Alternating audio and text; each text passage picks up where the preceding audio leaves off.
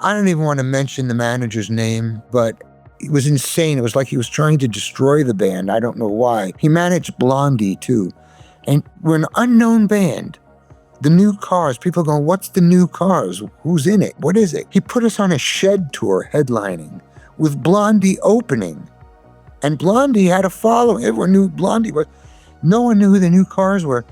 And it was a bloodbath. The promoters just all really took a bath on that. That's Elliot Easton, lead guitarist for the Cars and one of the most melodic soloists of the New Wave era. He explains that when a new version of the Cars is put together, the tour was set up to fail before the band even hit the stage. I did 5 remaining shows with that harness on in agony, and then would have to take a pain med after the show was over. It just got to be ridiculous. And the doctors said, look, you got to get this fixed, because if you don't, these bones are going to start trying to meet each other, and you're going to have a big ball of bone in the middle where they're trying to find it. And so I had a titanium plate they put in. He shares how he managed to survive 5 shows with a snapped collarbone. In this episode, you learn how one management decision can ripple through promoters, audiences, and musicians themselves, some insight into the huge sound of the Cars' first album, how his influences shape his solos, how his signature Gibson Firebird has become a collector's piece,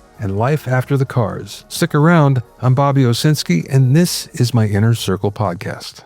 A lot of bands, and it's happening less and less these days, but it happened more back in our day, where you can actually be found by somebody, and get your big break. And that sort of happened to the Cars, right? Yeah, very much so. Well, look, it's been told many times, but the Cars story basically was that the Cars grew out of a band called Captain Swing that contained Rick and Benjamin and myself.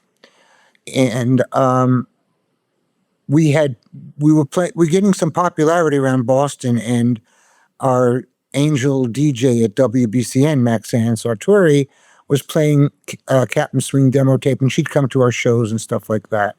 And we played a showcase in New York at Max's Kansas City, the famous club in New York, where the Velvet Underground played and all those bands played.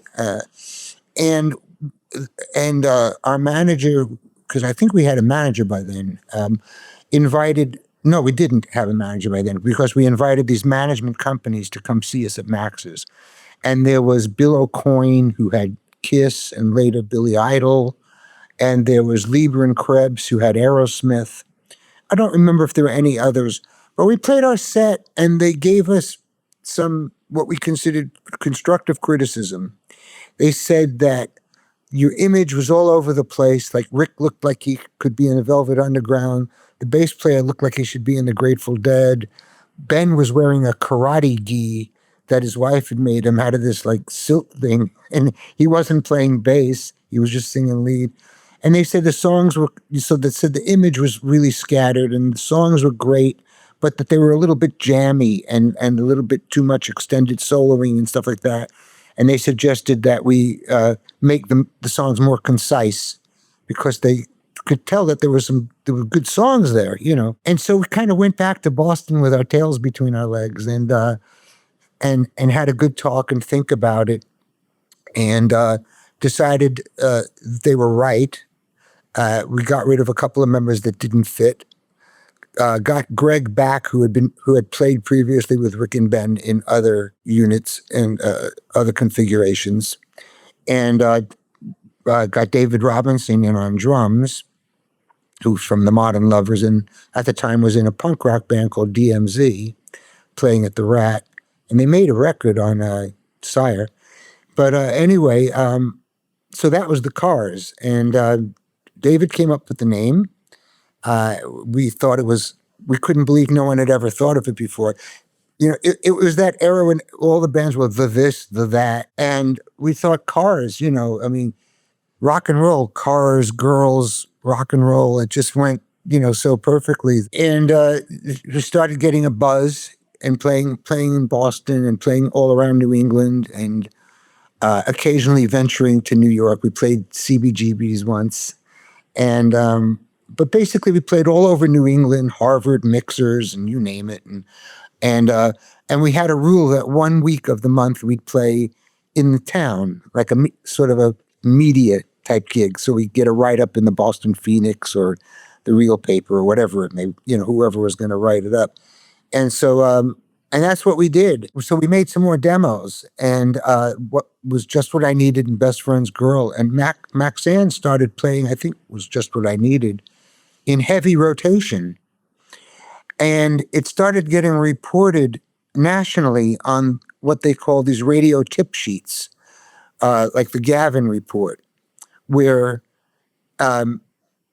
it was like a billboard magazine for radio stations. So all the radio stations would subscribe to this tip sheet, or there was a few of them, and it would show what major markets around the country were playing, what the big stations were playing in New York and Chicago or Philadelphia and Boston.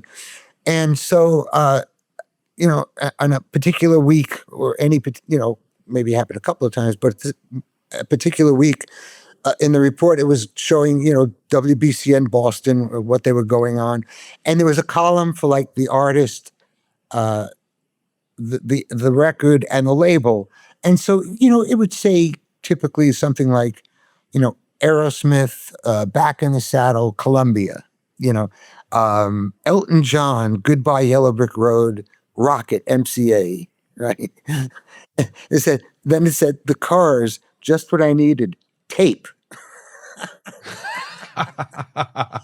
So people, A&R men, pricked up their ears to that, and it really got their attention. And so like, who's this band that's getting reported nationally? They haven't even put a record out.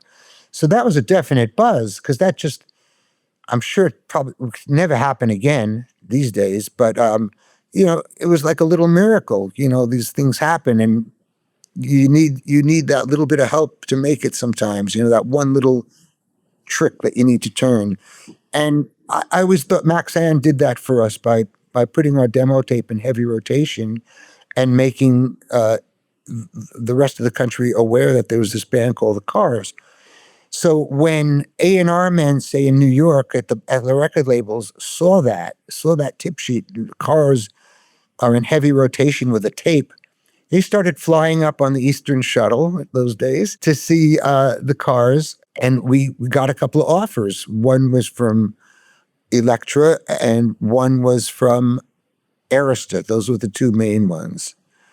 And we met with Clive Davis and his partner, Barb Fiden. And then later that evening, we went over, that was at Ken's Pub in Kenmore Square, not in Kenmore Square, in Copley Square. And then, so we had dinner with them, and it was nice chat and everything. And then we went to the Sonesta in Cambridge and met with two guys from Elektra, which was a very different scene. It was just kind of crazy and partying and nutty. And that, that didn't really sway us one way or the other. The thing about Arista is that it was a newer label, and they really didn't have a lot of rock bands at the time. They had Patti Smith, and they had just gotten the Outlaws, Southern rock band. And I think they just put out Dwight Twilley's.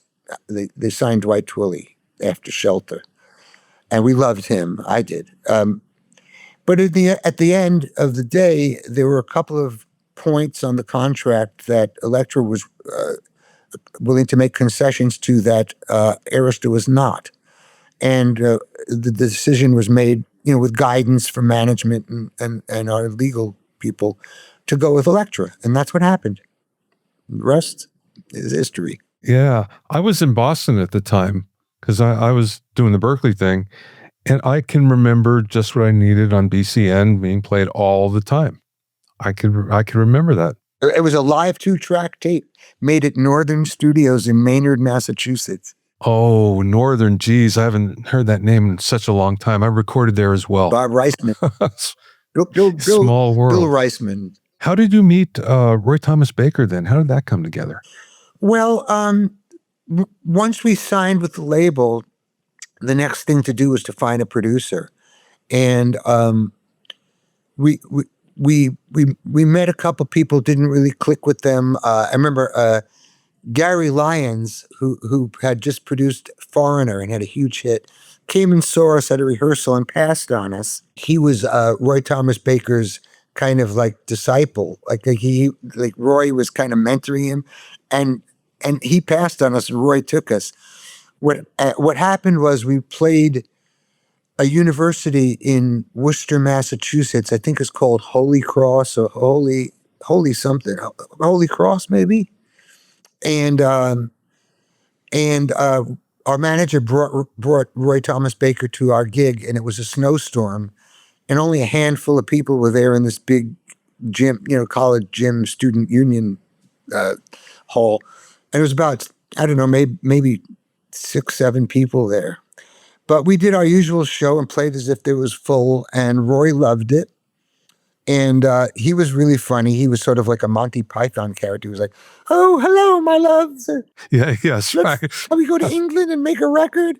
And he had just come off Bohemian Rhapsody, which, was an amazing sounding record. It was nothing like the Cars, and it's not, but we knew sonically the guy had the goods, and he was great fun. And I'd never been further south than DC, so he said, you want to come away to England and make a record at George Martin's studio, Air Studios on Oxford Street, and live in a mansion in Mayfair with a couple that cleaned and cooked.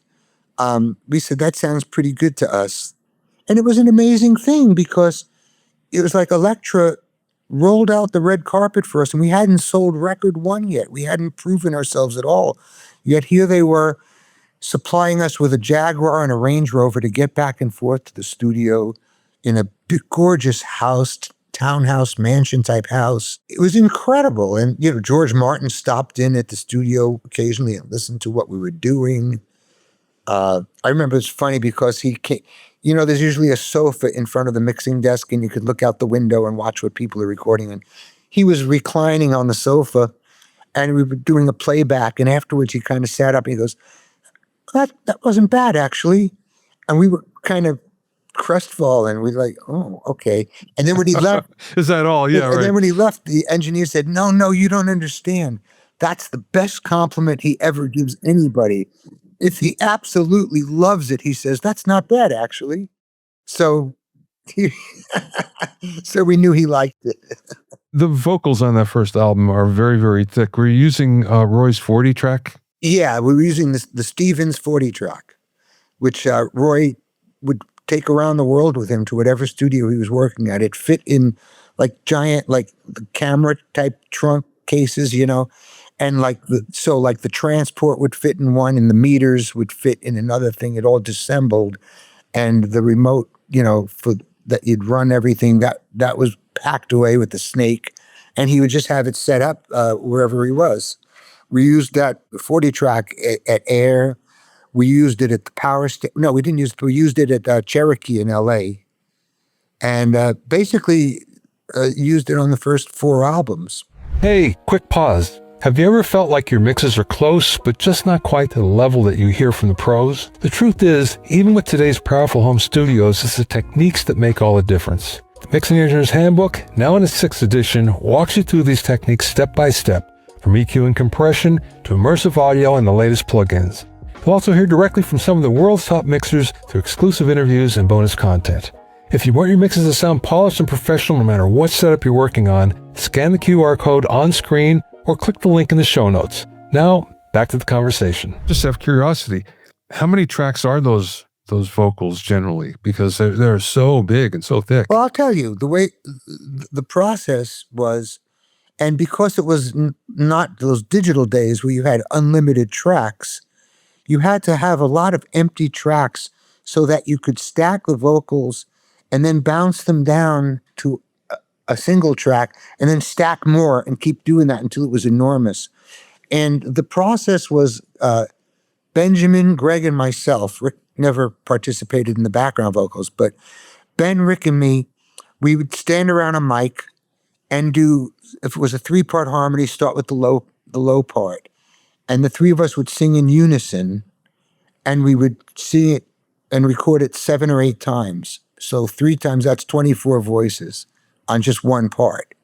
And Roy's engineer, and Roy would bounce that to stereo. And then we would do the middle part and do the same thing, and then do the high part and do the same thing. And all the while, they're bouncing, and wiping tracks and bouncing and making room for more vocals. And so we did that. And the thing is about that is that took place early in the recording process because he needed the empty tracks.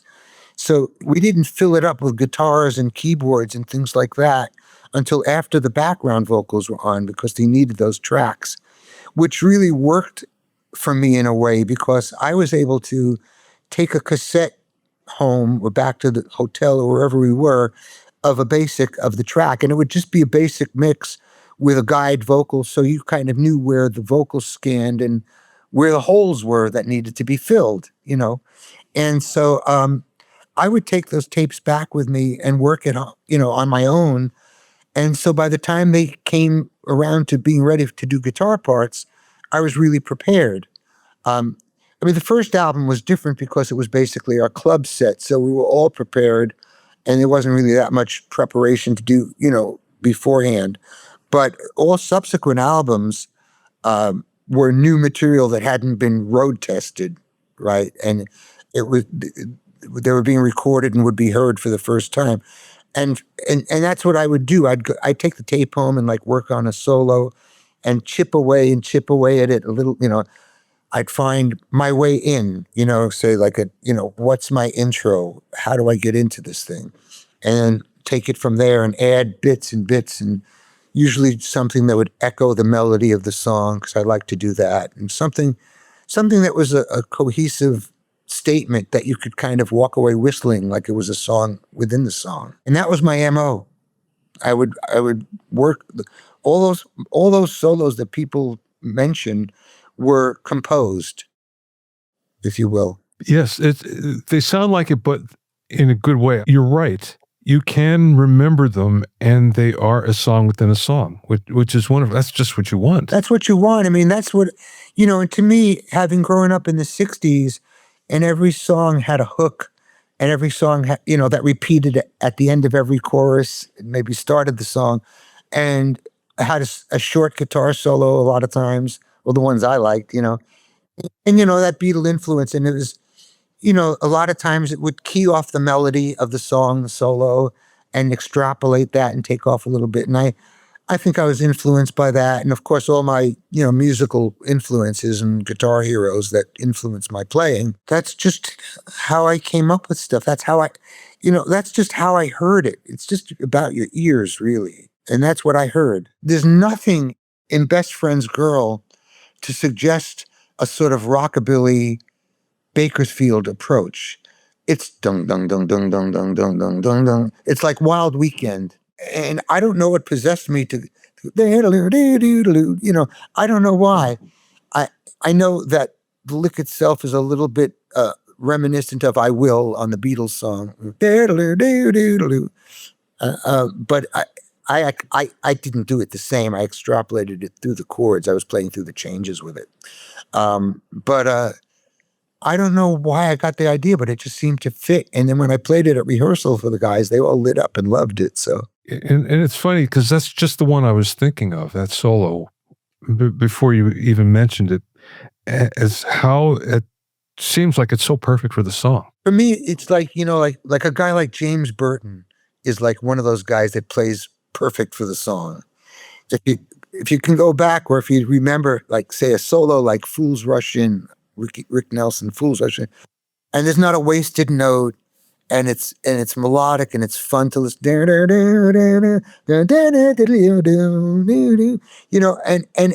And you could whistle it, and you could sing it, and that type of solo really appealed to me. Guys like Jesse Ed Davis and Robbie Robertson, Roy Nichols with Merle Haggard's band. I really loved those Telly players. Cornell Dupree and Reggie Young. And so you did a lot of albums then with the Cars, and it becomes part of your life. It is your life. And then the band breaks up. What did you do? What did I do? Well, I kind of spent a little time just sort of adapting to the fact that there wasn't going to be the Cars anymore. I was living in New York at the time. And I tried putting a band together. I did put a band together. I put one together with Jules Shear, and that didn't really go anywhere. And then I did one with a guy named Danny Malone, who was in a group called Diving for Pearls. And they made a record that didn't do anything, but he was a real good singer. And so I started writing songs with him, and we got a deal on Atlantic, and we made a record with Roy Thomas Baker. And I had Benmont and Stan from the Heartbreakers playing organ and drums on it. I played guitars and basses, and Danny sang, and it was a really good record. And strange thing happened. We made the record, and then we did a photo shoot for the cover, and it went so far as we had samples of the long box for the CD, the long cardboard box, what that was going to look like. My point being that you could not get closer to having a record be released and then not have it be released. They had everything ready to go. And then Doug Morris at Atlantic, we were told that Mick Jagger's first solo album was coming out that quarter, and that he was putting all his promotional money into promoting the Mick Jagger record, which, didn't really do anything. But, and so I was kind of devastated, we worked really hard on that record, and they wouldn't even let us buy it back, on the dollar or anything like that. So it just sat on a shelf. What eventually happened is that Rhino reissued my solo record, Change No Change, that I did for Elektra. And they gave me the opportunity, because I guess they owned the record, to pick out the best tracks, what I thought were the best tracks from this band. It was called Band of Angels, is what we called it. And so we added bonus tracks to my first solo album. So you can hear half the album or so, 5 or 6 tracks, on the reissue from my solo album.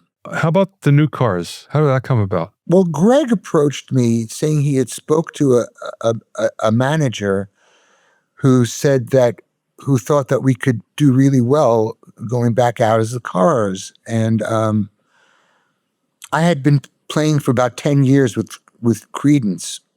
I was playing with Creedence Clearwater Revisited. I did about 10 years in that band. At the time, it was presented to me that, you guys can make a lot more money and work a lot less hard, because the Creedence thing was a grind, state fairs, Indian casinos, and all the rest of it. And so I got kind of talked into this thing, and we needed a singer, and we needed, a bass player, and David didn't want to do it, so we needed a drummer.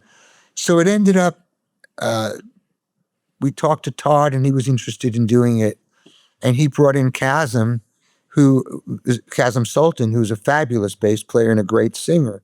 In fact, he sang Drive in those shows and really did it justice, because he has that sort of beautiful McCartney-esque nice voice, And of course, Prairie Prince is a monster drummer, just an incredible drummer and talented man. And so we made the record, and I don't even want to mention the manager's name, but it was insane. It was like he was trying to destroy the band. I don't know why. He managed Blondie too. And we're an unknown band. The New Cars, people going, what's the New Cars? Who's in it? What is it? He put us on a Shed tour headlining with Blondie opening. And Blondie had a following. Everyone knew Blondie was. No one knew who the New Cars were. And it was a bloodbath. The promoters just all really took a bath on that. And the thing fell apart. And it was just this crazy, ridiculous thing, But conceptually, it seems like it should work really well. Musically, it was great. And on stage, live, those guys were great players and always brought their A game. And that band kicked butt on stage. And we made a good record, too. But there was a lot of opposition from Rick. He didn't like us doing it. And David wasn't for it. And we felt, Greg and I felt that it was our recorded legacy, and that we had a right to play it, and people wanted to hear us play it. And if those guys didn't want to do it with us, well, maybe we could do it with some other people. It was fairly innocent in that way. I mean, we would have loved to just do it with the guys, but they didn't want to do it. So that was that. The end of it was we were on a bus on that New Cars tour, and you're sleeping in your bunks, and it was 4:00 in the morning, and I had to get up to make a wee-wee, and you go. It's in the bathroom's in the front lounge. Well, as I was walking into that front lounge, a car cut off our bus, and it was a night drive, so he was driving fast, and you don't cut off a bus, and so he had to slam on his brakes.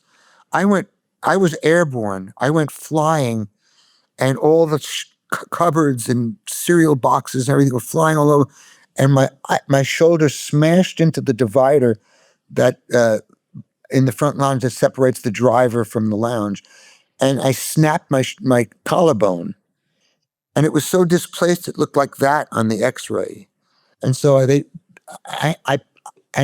gave me this sort of it looked like a backpack brace. It was like straps that tied in the back and pulled your shoulder blades together and kind of pulled it back in place.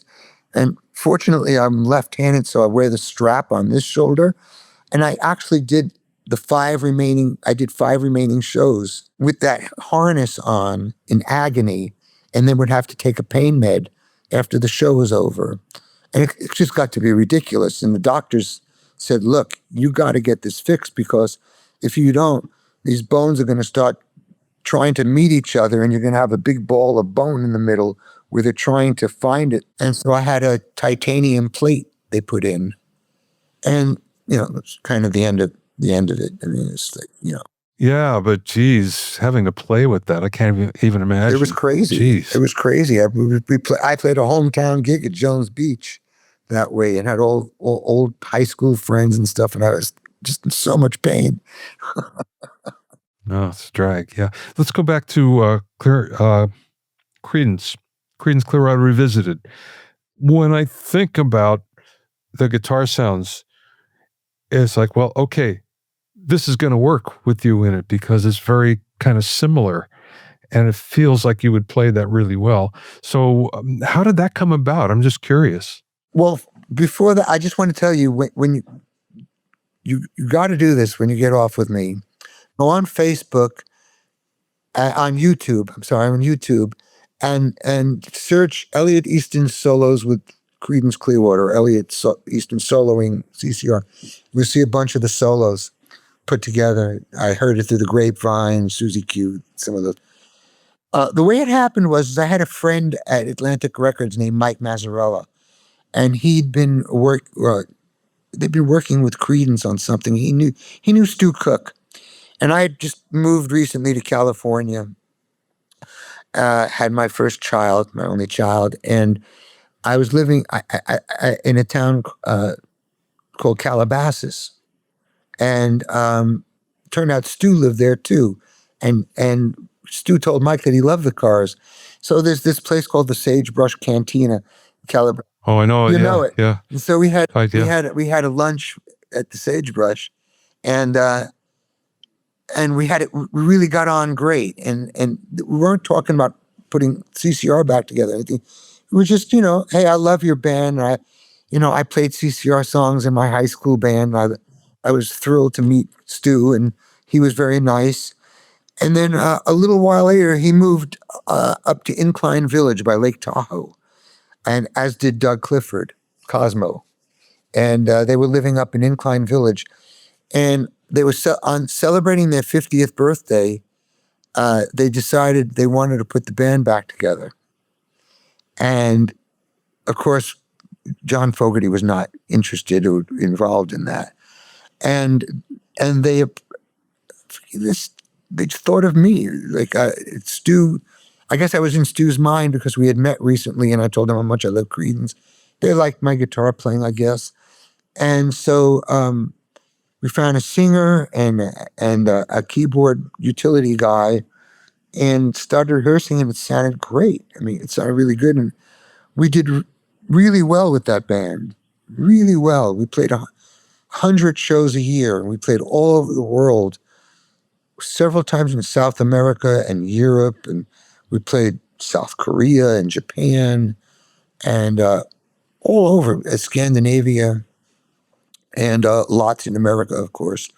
And I did that for a long time. When I saw you in the studio recently, you were playing a Rickenbacker 12 string. I guess it was a Roger McGuinn model, right? Yeah. And you said you had it modified. What did you have modified? My Rickenbacker 12 string is a Roger McGuinn limited edition signature model. And it had features built into it that Roger McGuinn liked to use for his sound, for that bird sound, which would be namely heavy compression and treble boost. So, for instance, on Mr. Tambourine Man, they fed his 12 string through 2 Fairchild compressors, and he plugged into his guitar a Vox treble boost little pedal, the old kind that used to plug into the guitar itself rather than a foot pedal. So when Rickenbacker designed this guitar for Roger, they built those effects into the guitar. It had onboard compression and treble boost, and it had a battery under the pickguard inside that ran the devices. But whenever the battery would die, I'd have to take apart the guitar. Like, if you know Rickenbacker guitars, they've got like a 2-level pickguard, and you have to take the top one off, then the bottom one that has all the controls attached to it, and get under the wiring, lift that out, and get a new battery in, and stuff the wires back in, and close it all back up again, and put the other pickguard. And when I put it back together, it had a hum for the second time. It just was always a hassle for me. So I sent the guitar back to Rickenbacker, and I had them remove that stuff. And I use the same thing now that Roger McGuinn uses, which is called a Jangle box, which is compression and treble boost. Even it says the Birds on it. It's a Birds model, like a 50th anniversary Birds model or something.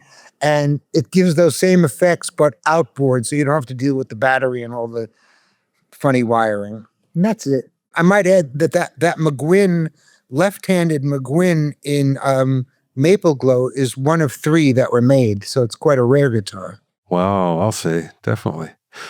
Speaking of rare guitars, tell me about your Tikibird. Well, the Tikibird, I did the same thing with the Tikibird that I tried to do with the Gretsch Jet Firebird, which is sort of fixed everything that was kind of weird or funny about it, or made it a difficult guitar in the past. For instance, the reverse Firebird had these big, massive banjo tuners on the back, and they would break headstocks. The cases weren't built so that the little cradle that holds the neck in place lifted the tuning pegs off the bottom of the case.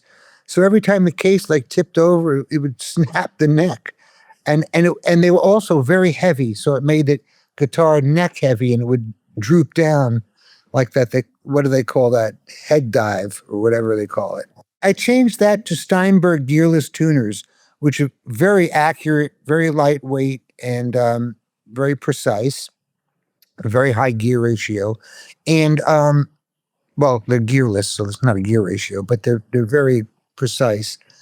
And for the pickups, I always had trouble with the mini humbuckers in a Firebird. I found that when I got the tone on the neck pickup where it sounded clear and sweet, but with some top end, then I'd go to the treble pickup and it sounded like razor blades. And then if you warmed up the treble pickup to sound fat and kind of sweet, then the neck pickup sounded like mud. So I decided to just get rid of those for my model, and I put in Gibson's 57 Classics, that model of humbucker, which is a model I like a lot. The other thing I did finally, well, I did a few other things. I had 4 little mini toggle switches on the pickguard, and the pickguard was white, and I had the 6 switches in white, so they'd sort of disappear. And the switches are coil splitting for each pickup, in phase, out of phase when both pickups are on, and a blower switch, which when you flick that one, it bypasses everything and just sends the treble pickup directly to the jack with no wiring in between and full volume, no volume controls. It just sends it right to the jack for a wailing lead tone. It's kind of a preset, but it's what you would do for a lot of solos anyway. You'd turn up the treble pickup, and so it's just they call it a blower switch, and it just goes right to that. Finally, I did away with the vibrato and put a Bigsby B7 on there, which has that bar that the strings pass under and then go to the bridge. So that increases the break angle at the bridge, which is where a lot of your sustain lives. So it's a sweet sustaining guitar, and it works a lot better. And the vibrato works a lot better than the vibrola. It stays in tune. Especially, I have these thumb wheels on the Tune-o-matic bridge that are domed. And when you depress the bar on the Bigsby, the bridge rocks slightly with it. And it helps keep it tuned. That's how it's supposed to work. The bridge is supposed to rock just a little bit when you press the bar down and then come back. And so I worked it so that's what it does, and it works properly. And other than that, just instead of the Firebird hot stamp on the pickguard, I have my little tiki guy. And that's about it. Is that still made? Is it available? No, it was one of those inspired by series where they made a limited run. Unfortunately, because I've gotten over the years amazing feedback about that guitar. Players that tell me that it's the best Firebird that Gibson ever made. And if you go on Reverb and you look for that guitar, you'll find that it's selling for thousands more than it's sold. It was never a custom shop guitar. It was just a Gibson USA guitar. And the MSRP on it was $19.99. It was like really good bang for the buck. It was in gold polymist. And it's a gorgeous guitar. And now I see them for $4,000, $5,000, $6,000 and up going on Reverb because there were so few and people really want them. Maybe we can get Gibson to make some more. I don't know. Yeah, that sounds like a deal, huh? Last question. What is the best piece of advice that somebody imparted to you, or maybe you learned yourself along the way? I think the best piece of advice that I could give would be to absorb all your influences as a guitarist as you're learning, and then sort of forget about them and let them enter your playing and go through your own nervous system and your own soul. And that's how you develop a style. There's nothing new under the sun. It's just the same 12 notes all the time. So the best you can do is to sort of assimilate all your influences and come out with something new with it. The worst piece of advice I ever got was from a professor at Berklee College of Music. This is a joke, but he really said this to me. He said, if you're going to gig stoned, practice stoned.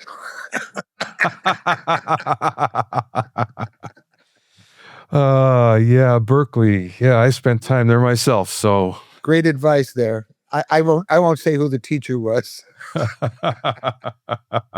I guess he was just joking, but I thought it was funny. Thanks for listening and being in my inner circle.